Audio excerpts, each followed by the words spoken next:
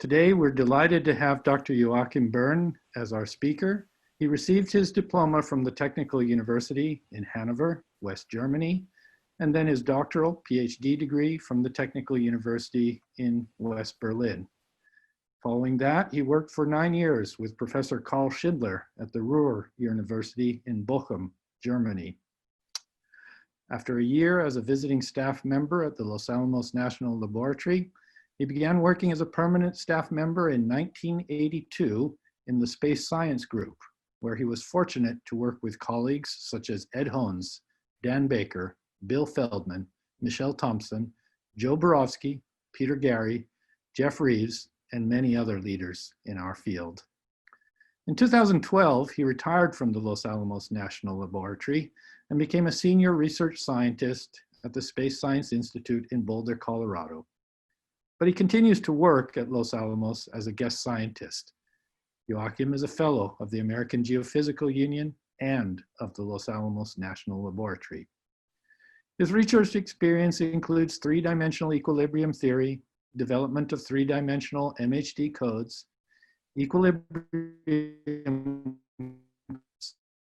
particle codes, and applications to magnetotail and solar corona dynamics, MHD stability theory, convection theory for magnetospheric and other space applications, and data analysis concerning magnetospheric plasmas. Joachim has published more than 260 refereed papers in these areas of research. His research focus has been on substorms and related phenomena, which include solar flares. And today he's going to be talking to us about the magnetotail and substorms. Please go ahead, Dr. Birn. Okay, thank you very much for the introduction and the invitation to present here. And I also would like, would like to thank Christine for her talk last time. She made a very good introduction into the basic concepts and a lot of the things that I was going to talk about here in more depth. Let me start here with two cartoons that she actually showed in slightly different form also, addressing the magnetospheric substorm. And on the left-hand side, you see a cartoon by Kasofu showing what he termed the auroral substorms, and said also that term was owed to Chapman, which starts out with the pre-existing quiet arcs, then some arc brightening, and there's still discussion whether this is the pre-existing arc or some additional arc close by. And then subsequently, there's an expansion of auroral activity, both poleward and also eastward and westward. And there are a lot of details that he presented that are not mentioned here. Eventually, there's a auroral recovery phase during which the activity basically retreats equatorward. In the magnetotail, the basis for what happens is still essentially the Hones cartoons. There's a growth phase which involves tail loading. The tail ends with a distant neutral line. And then the new neutral line forms, reconnection starts and expands and goes towards the lobes. Eventually, the closed field line region gets disconnected from the Earth and travels tailward. And as a final phase, there's a recovery, which involves the refilling of the plasma sheet. The amazing thing is that we still have very few connections how the two cartoons connect with each other. And I'm not going to talk about any of that. I'm focusing on how we can understand basically the theory that involves the cartoon on the right-hand side, which I'm showing here again in the original format of only 9 panels. And Christine reduced it, I think, to about 4 or 5 panels. So I'm going to talk about the theory that involves the different phases for these cartoons. Before I do that, I would actually like to talk a little bit about the origin of the model, which of course is earlier than when Hones presented it. And then I'm going on to talk about the onset, which requires the formation of a thin current sheet in the tail. And then the onset itself, subsequent substorm expansion that involves flow bursts, dipolarization, and the substorm current wedge, and also then particle acceleration. Finally, I'll mention some open problems. And this involves various different techniques, mostly MHD, but also PIC simulations and test particle simulations based on SUB models or MHD simulations. The earliest that I could find relevant for this neutral line model was a paper by Coppi et al., which was based on the structure of the tail as envisioned at the time by Ness, 1965, which had a closed field line region that would at a certain distance go over into some neutral sheet, which resembled basically a flat current sheet. And that was a basis for the for Coppi's suggestion, which involved the instability of this plane current sheet, which from a theory of Firth et al. We knew could undergo tearing mode instabilities. So he suggested that this substorm would be related to the onset of an electron tearing mode in this neutral sheet. He did not provide a clear onset concept, and he also did not involve this finite normal component that we now know exists further out. Another paper that, from my opinion, comes closest to our present view was by Atkinson in the same year, 1966. And this shows a summary of his paper presented in the 1967 paper, where he says, okay, there's a phase A. The solar wind drags field lines from the region of closed field lines into the tail, either by viscous forces or by the neutral point mechanism that would be now called frontside reconnection, proposed by Dungy. There's a resulting increase in the tail magnetic field strength and the storing of potential energy. This is pretty much the growth phase, although it wasn't called that at this time. That was introduced later by Bob McPherron and emphasized. Then phase B, the polar substorm, begins when field lines recombine, we would say reconnect in an implosive fashion at the neutral sheet in the manner indicated by Petschek, which meant fast reconnection. This recombination implies release of stored potential energy. And as you can see, he still based it on this Ness model where basically the closed field line region ends somewhere near Earth and it extends then into this flat current sheet. Phase C, the recombined flux tubes are added to the night side of the closed region as a giant bulge, causing auroral effects. So that would be a connection for this auroral bulge that expands poleward.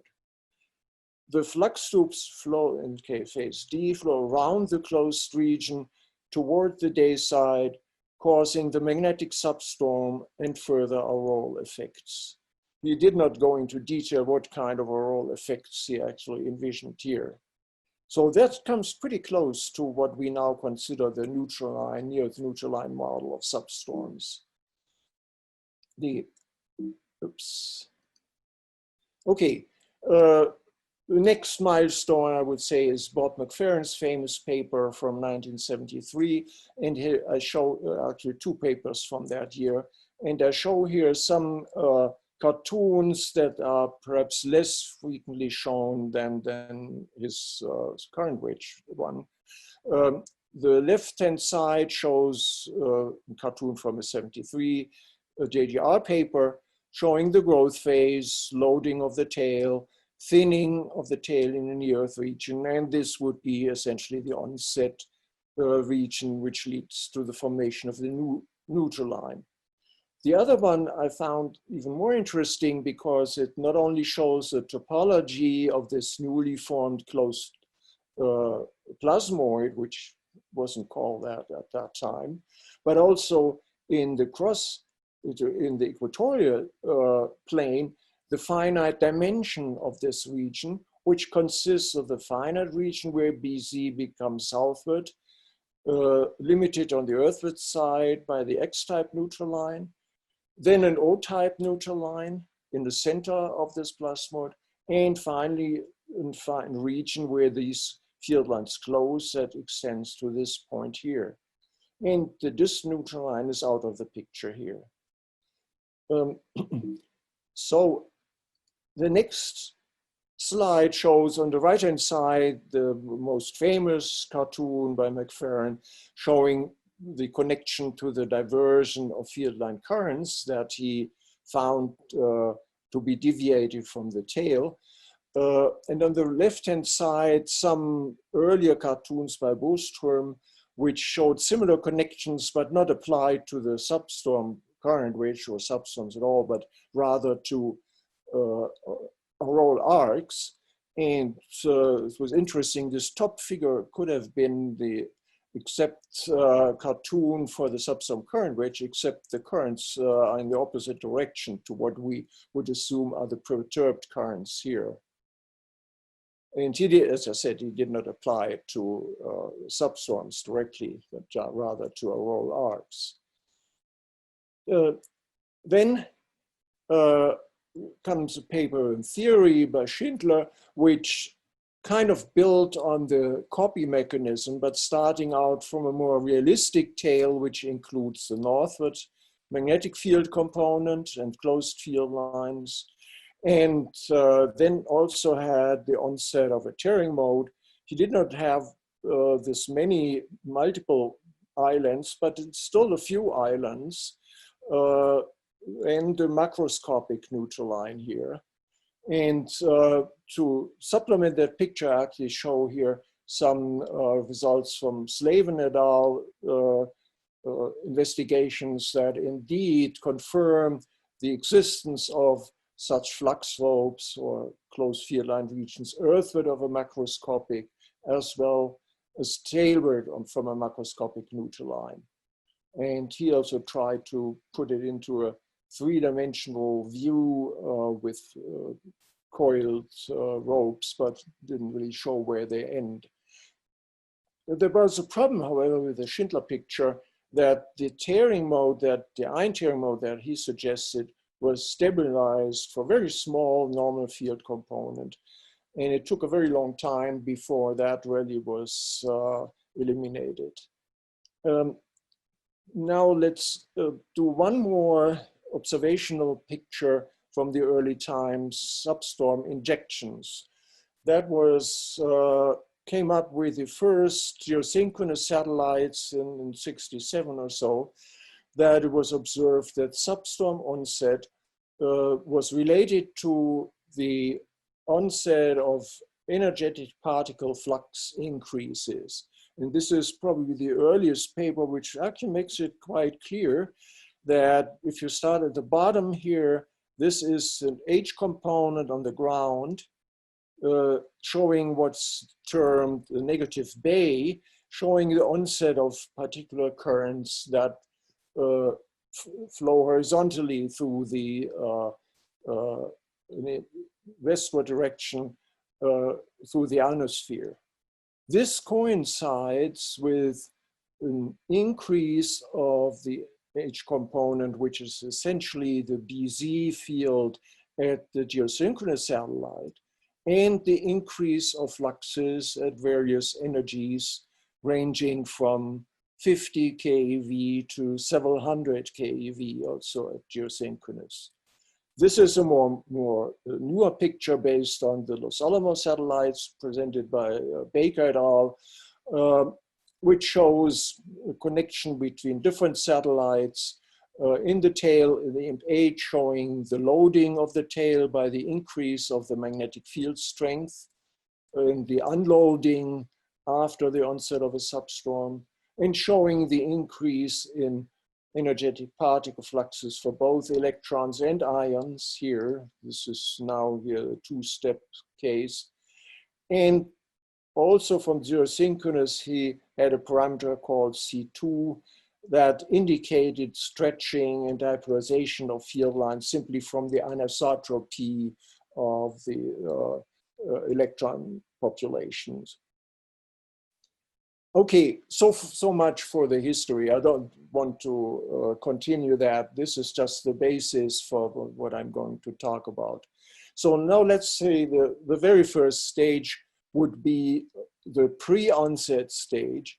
And I'm showing here a cartoon that was provided by Antonius Otto to me, and making it very nicely clear what happens.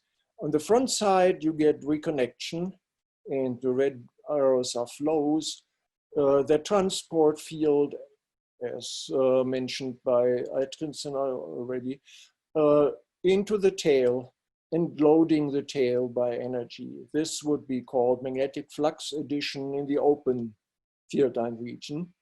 There's an additional effect associated with front side reconnection, namely that also a transport occurs from the tail to the day side. Those are these red arrows.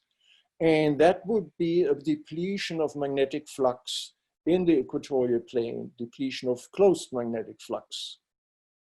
And so let me first start with the magnetic flux addition.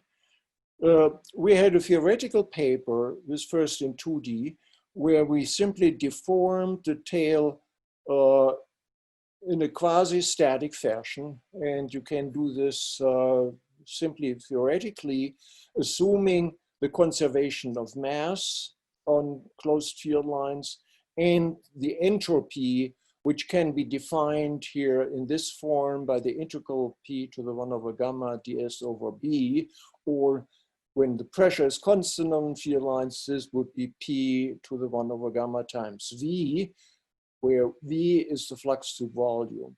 This quantity was already introduced by Christine, and most people use it in the form PV to the gamma, which is essentially the same thing. So if these are conserved, and that's an assumption that is built into ideal MHD, and you deform the magnetotail in a non-uniform fashion, you find that you get new equilibria only up to a certain deformation, and that at a critical point, the tail is characterized by the formation of a very thin embedded current sheet with intensified current density. And in the MHD picture, this current density goes to infinity at this point. And it's also characterized by a decrease of the equatorial magnetic field BZ, which is shown here, which then tends to go to zero. Now, obviously, this point will not be reached because before that happens, you can get instabilities. Now, the alternative method introduced by Otto and co-workers is shown here, where he modeled simply the depletion of the closed field line region by a flow prescribed at the inner boundary of a simulation box, and found that this leads to a very similar formation of a thin current sheet embedded in the wider current sheet. And draw your attention to the numbers here, which much higher current densities here than up here initially. So both of these mechanisms can lead to very thin but localized current sheet formation. Now, the two mechanisms actually have been studied by global simulation using the Lion, Feder, Mowbray code, and by Gordeev et al. And so they looked at a case where the negative BZ was imposed on a global simulation model, which turned negative after a while. And then they looked in the equatorial plane at this square, here's the Earth, and looked at how much flux was transported Earth with at -20 RE and how much flux was transported at -7 RE. And the surprising thing here was mostly shown here, that the flux transport at -7 RE starts much earlier than at 20 RE, which means that there is a flux depletion in this region, which leads to a thin current formation that you could also see in the auto simulation. But this goes together with an increase in the magnetic flux in the magnetic lobes. Okay, so much for that. Probably now we get to the onset. First, Hesse and Schindler simulated this process with a PIC simulation in 2D, essentially using the same boundary conditions that we did in our theory model. Applying inflow, you can see the field lines become denser here from this inflow, which is largest at the near Earth boundary and then decreases with distance. And that leads to the formation, as predicted by the MHD theory, of a thin current sheet. But if you do a PIC simulation that self-consistently enables the onset of reconnection, you get the formation of a reconnection side plasmoids that get ejected tailward, as postulated and formulated in the Holmes model. A similar thing was done by Pritchett in 2005, not only in 2D, but also in 3D, but he compressed it more in the middle, but it leads to a similar effect of the onset of reconnection. And I should mention that Pritchett and Coroniti had an earlier paper where they looked at the effects of convection in a tail-like configuration like this and found out that it could lead also to the onset of reconnection. But at that time, they focused mostly on the formation of a thin current sheet. Okay, now I would like to go into more detail into this model, basically the Hesse and Schindler simulation here by a paper by Liu Liu in 2014, and using the same thing, starting out with an initial tail equilibrium, compressing it, and then looking for the formation. And I should note here again that this quantity of entropy is important also for the stability of this configuration. And essentially, according to criterion developed by Carl Schindler, when it's monotonous, when it varies in a monotonous way with the tail increasing, that should imply stability of the tail. So this configuration would be stable to ballooning interchange modes, but might eventually lead to tearing. Although the initial case is stable according to various investigations. So, okay, now here are two results from simulations by Liu et al. And they're distinguished by just the amplitude of the deformation. The top one, let's start this again. The top one becomes unstable. Okay, sorry, this.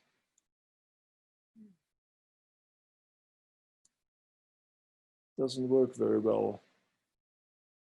Let me go back and, okay, now you can see it again. The top one actually undergoes reconnection and ejection of a plasmoid, and the bottom one does not. Okay, now they run better. And the difference is only the amount of deformation. This is for a given amplitude here, or for two given amplitudes, and the mass ratio of 400 in this simulation. Now, this is, again, an overview of this study of simulations, showing again here the two cases. One stays finite and stable, the other one undergoes reconnection. And if you look at two characteristic quantities in that are relevant for the onset. One is the half width of the current sheet, and measured here at the region where it becomes thinnest, or in this case where reconnection starts. It decreases as a consequence of this deformation, but in the stable case, then it stays finite at a certain value. Also, BZ at this distance decreases and stays finite. In the other case, the thickness decreases, but then might increase. But BZ, when it becomes unstable, goes through zero. That means a neutral line forms. And we will look at that into more detail. This is the same figure showing here for different mass ratios between ion and electron mass. This blue one is for 25, this is for 100, 400, and this for the actual mass ratio 1836, which at this amplitude does not become unstable, but you have to compress it further. The interesting fact is here, you can identify very nicely onset points from these curves. The evolution prior to that is very similar for all cases. So it's essentially independent of the mass ratio. And it's also consistent with what you predict from MHD. But the onset point depends on the mass ratio. And then there's a short evolution prior to the formation of a neutral line, which happens here, X line. But when you look at reconnected flux, which you can measure after the formation, then the evolution for the different mass ratios become very similar and independent of the mass ratio. And this is very similar to the results of the GEM simulation studies, which started out from a one-dimensional current sheet, whereas these starts out from a 2D current sheet. So you can put these into some graphs showing stable and unstable simulations for the different parameters, mass ratio, and this is LZ and BZ. And what you find here, the crosses are the stable cases that were found in the simulation, and the bars here are the unstable cases. There's a clear distinction between those, and that goes up to the actual mass ratio between ions and electrons. Okay, one interesting thing is if you look at the two cases for mass ratios 400 and 1836, in the prior to or just when the neutral line forms, you can clearly identify waves, but only 3 modes and not many waves like initially postulated by Coppi et al., but it's more like the case postulated by Schindler. In the real mass ratio case, you can actually see that here several neutral lines form. That's where BZ goes through 0. And this is just shows when you subtract the average field from it, you can perhaps see more wave lengths here than in this frame here. So this shows the revolution indeed for the 2 mass ratio 1836, which starts here and then temporarily leads to an additional island, which however does not live very long. Eventually this goes over into something that looks more like reconnection in a 1D frame. Another interesting thing is you can identify and integrate this entropy function along the field, and that gives you a configuration that was initially the dashed line, and shortly before onset it's still a green line, nothing is still monotonic, but once you disconnect a plasmoid, it decreases and becomes non-monotonic, and that enables, or should enable, also other instabilities such as ballooning interchange modes. Okay, so let me summarize what we found about onset on early evolution. Current sheet thinning and onset of tearing instability depend on the amount of deformation and the localization, and does not necessarily require,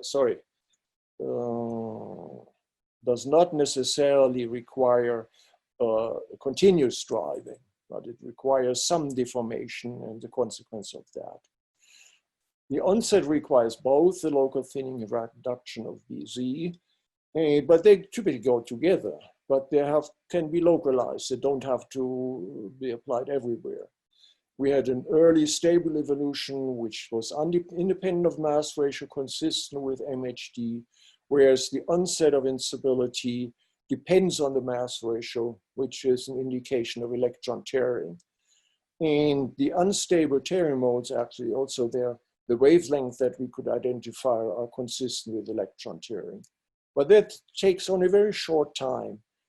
After that, when the X line has formed, we see a fast evolution that is again independent of the mass ratio and governed by ion dynamics rather than electron dynamics. So, and we saw that PIC simulations, at least in 2D, conserve this entropy interval prior to onset, but might enable additional instability after onset. Now let's go over to the next phase, the full dynamic evolution. And here I'm showing results of a 3D MHD simulation applied only to the Magnetotail. And I noted a lot of publications that are essentially consistent with what I'm showing here, initially 2D, but then a lot of 3D global simulations have been done, which have the same kind of neutral line formation and plasma evolution. The figure here shows in the XZ plane the formation of a plasmoid, as you had also seen in the PIC simulation. Here, actually, in the MHD, you have to initiate reconnection by some mechanisms that violate the frozen-in condition somewhat more artificially. You see also some substructure, and you see here a lot of structure across the tail, which I would contribute to the evolution of ballooning or interchange instability with multiple flow bursts and so on. Now, we'll look more into detail first at this entropy function. And you can see that these multiple flow bursts are closely related to regions of reduced entropy, which is shown by blue color here. On the right-hand side, we just see a focus on this very first flow burst near the center, which is shown here in the XZ plane, which comes to a stop. On the outside, you see from the flow vectors, there's vorticity, and there's also, let's run this again. You see the deviation of flows, developing vortices on the outside. Later, you see these additional flow bursts generated further away from the midnight meridional plane, which makes the whole thing more complicated and add to the global dapolarization. This figure shows, I didn't mention what the actual black contours are here. They are contours of constant BZ. So this shows not only accumulation of low entropy flux tube, but also of high BZ flux tubes. That means the transport of magnetic flux, which here accumulates from several flow bursts in here. That was a fact already mentioned also by Christine. Okay, here some details of the simulation that indicate that at different locations you can see simulation results very similar to what is actually observed.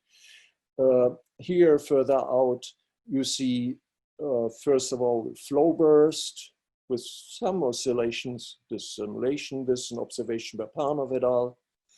The magnetic field shows first one brief dipolarization, then followed by the more permanent dipolarization. And I should note that the colors here are such that BZ is always red, like it's conventionally shown, and the other components are blue and green. When you are further inside and off the equatorial plane, you can actually see some effects, not only of the flow bursts and the oscillations more clearly. Here, that's the VX component, but then also more permanent dipolarization, shown here. And in addition, what is shown here in terms of the Z component of the velocity, which is in this case not an up and down motion, but rather a periodic expansion and compression of the near Earth current sheet. So that's quite consistent with the observations. Now, how do we get the substorm current wedge in the MHD picture? This is a cartoon already shown also by Christine. Here is shown the underlying simulation, which shows the vortical flow, which distorts the magnetic field lines in such a way as to twist flux tubes and generate the field line currents as postulated in the substorm current wedge picture of Bob McPherron.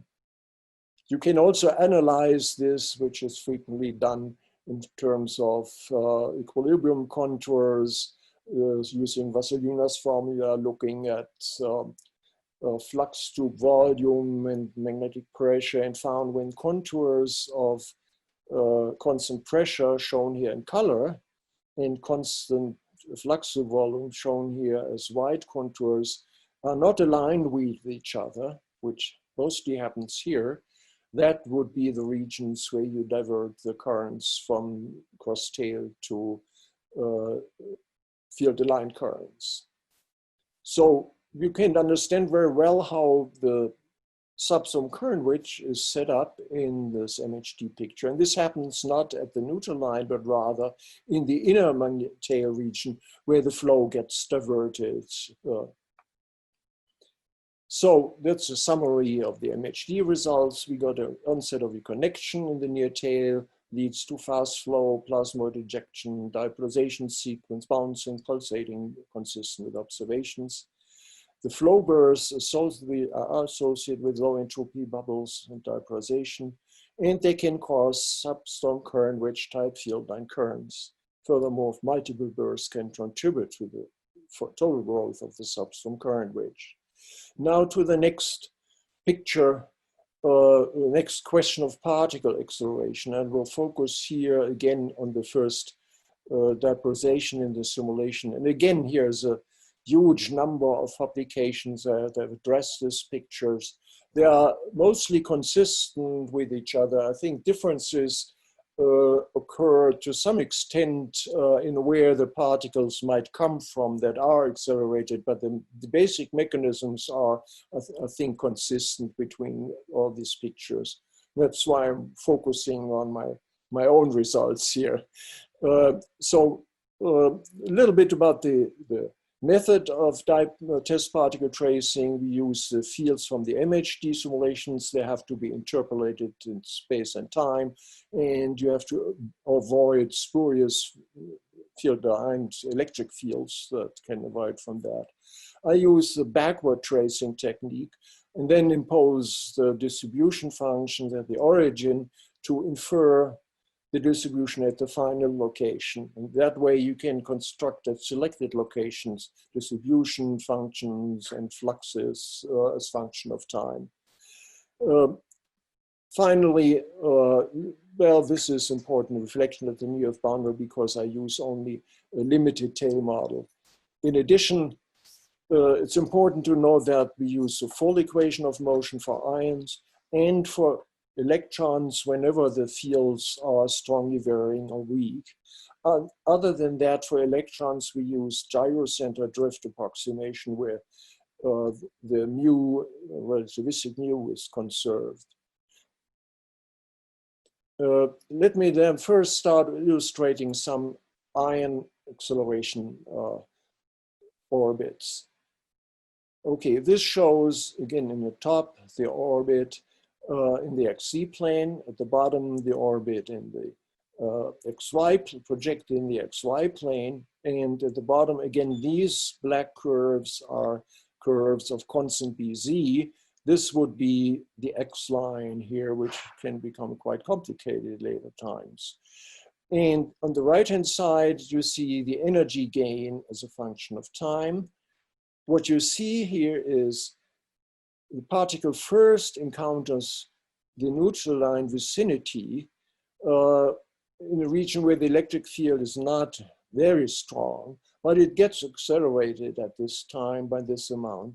Eventually, it leaves the neutral sheet, goes out, returns, and get caught in the center of the neutral sheet. It stays here and undergoes some betatron-like motion with an increase of field strength, and that leads to the major increase in the energy here shown here. Here's another orbit. Again, a particle in this comes from the more distant tail, encounters the reconnection site, gets accelerated, and then ejected along the field. So this is the source for ion beams that are observed. This observation from THEMIS presented by Shee et al. And this is the beam observed in the simulation constructed by the technique that I mentioned before. There's also a core population that can hardly be seen here, but is more clearly seen in the simulation. Here's another orbit. In this case, the acceleration does not take place at the neutral sheet, at the X line, but rather in this collapsing earthward moving flux tube. And that is a mechanism that has been called current sheet acceleration by lines and Spicer. When a particle crosses the current sheet in the region of electric field, it can gain energy. And it has been called convection surge mechanism by Quinn and Southwood and investigated by Monk. And I present here a simulation by Shee et al., who simulated this also and found that it could lead, this mechanism can lead to similar formation of these crescent-shaped beam type configurations. Okay, now let me mention some electron acceleration. This now shows an orbit of an electron drifting eastward in the equatorial plane. So this is close to 90-degree pitch angle, so it stays here. There's some anomaly here in the field, which is not very important.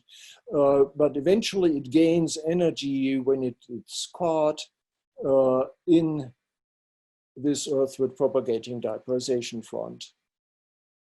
In this case, this can clearly identify this acceleration as grad B drift or as betatron acceleration.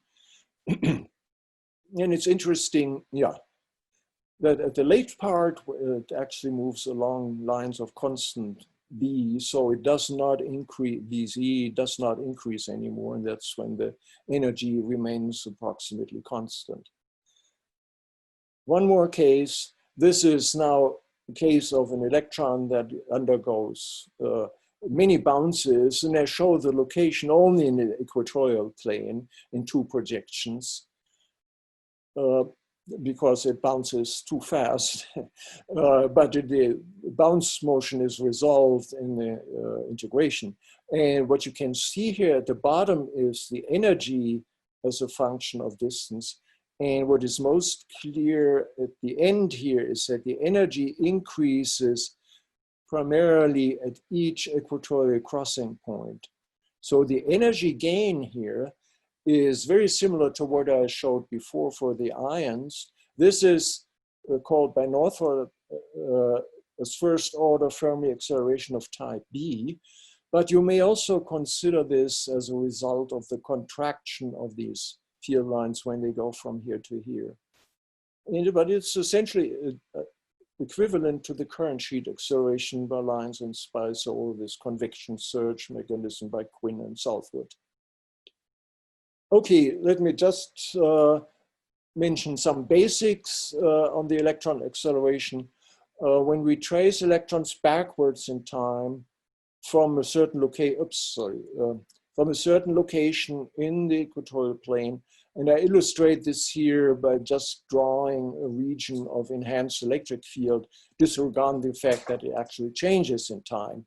But if you do that, then you find, okay, the earthward motion is essentially due to E cross B drift for all energies. But the cross-tail motion is associated with the cross-tail drift, and that applies to both grad B drifting electrons in the equatorial plane or to the Fermi type acceleration when they cross the neutral sheet and undergo curvature drift. So when that is dominant, then they would have a path like this and get accelerated only by a minor amount.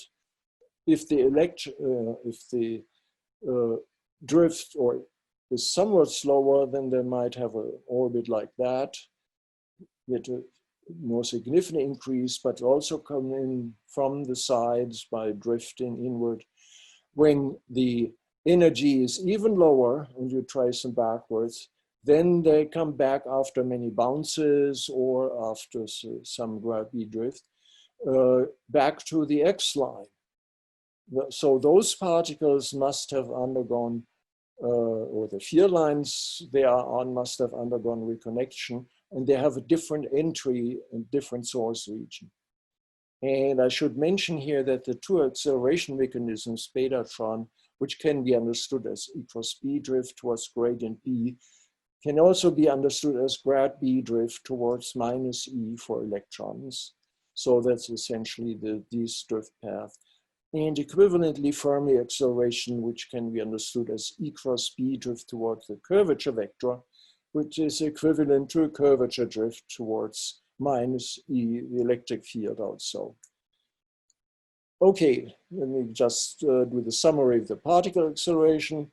We have acceleration mainly from the field collapse, governed by the electric field associated with this collapsing fields. It's very important that this is localized in Y. We get betatron acceleration and similar, even if particles are non-adiabatic, and we get first order Fermi or current sheet acceleration. Direct acceleration near the X line affects ion beams that can be observed near the plasma sheet boundary layer. It may also affect thin layers of electrons, which I could not identify here, but I think they are observed. There are two source regions, the flanks and the inner tail, which associated with the drift entry, and that occurs mostly early and at higher energy, and the outer plasma sheet or even the plasma sheet boundary layer or lobe region, which requires reconnection entry at lower energy. This fact can explain even the drop at lower energies because when particles come from the lobes, even when they are accelerated, their density is very low, so their eventual density would also be low. Essentially, the acceleration is limited by this integral Ey dy. If you take that as the integral over the full orbit, then it's correct. But it's approximately right, even if you take that as the integral also over the drift path. So let me summarize now. We have some answers and many more open questions. The growth phase in current sheet formation we can understand by local thinning from either from lobe flux addition or central plasma sheet depletion, or probably from both. Question is, what is the relative importance of the two effects, and what determines where thin current sheets form?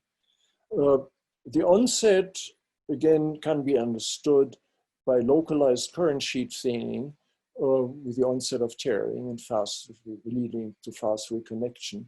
but we don't know what are the actual conditions in 3D and in the presence of a guide field. Does turbulence play a role? Is there a preceding instability, as suggested by many, by the fact that you can observe certain auroral features prior to the onset of the arc brightening or associated with the arc brightening? Are there external or internal triggers?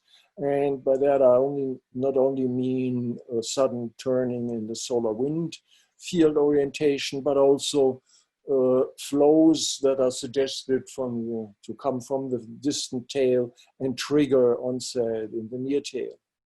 In the expansion phase, we know that shear flows can generate field line currents and that the localized EY associated with them is an effective accelerator.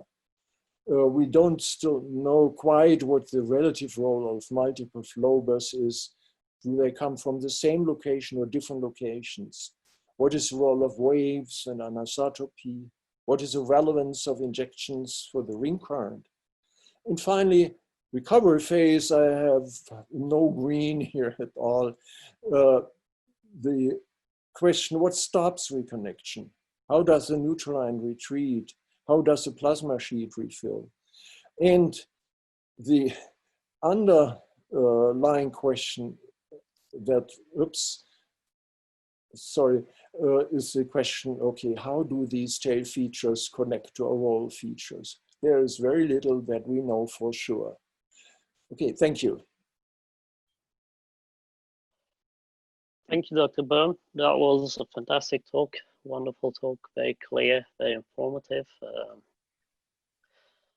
We have some questions, but before I get to ask the questions and I give everybody a chance to put their last minute questions here, I want to remind everybody that we don't have a talk next week, but we will come back in 2 weeks' time with Drew Turner talking about the radiation belts.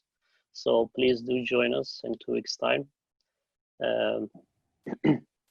So the question that I have here, the first one comes from Katie Wang. It's on the slide of electron acceleration. What are the energy ranges indicated by high energy and low energy of the electrons?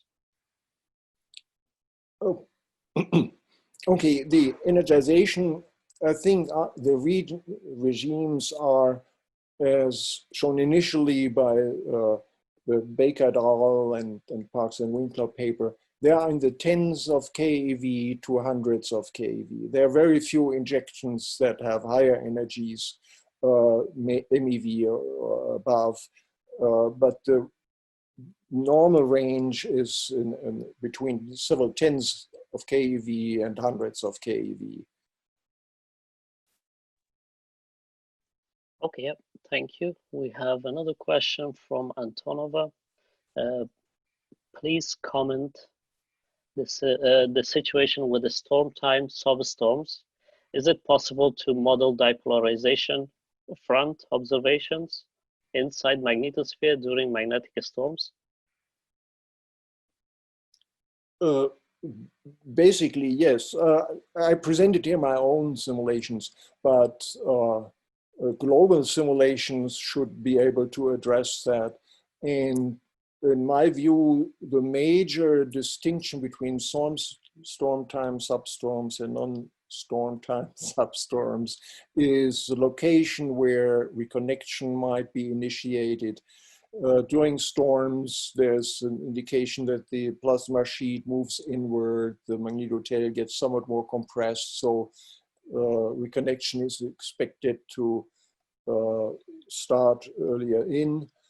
Also, to some extent, multiple or periodic substorms are a storm time phenomenon. They can be wider and they can possibly lead to higher energies than I mentioned before. So that should be able to be modeled. Great, thank you very much. Once again, thank you for the clear talk. It was fantastic. Great continuation from the last week talk given by Christine. So thank you everyone for joining. Please come back in 2 weeks' time for Drew Turner talk. Thank you.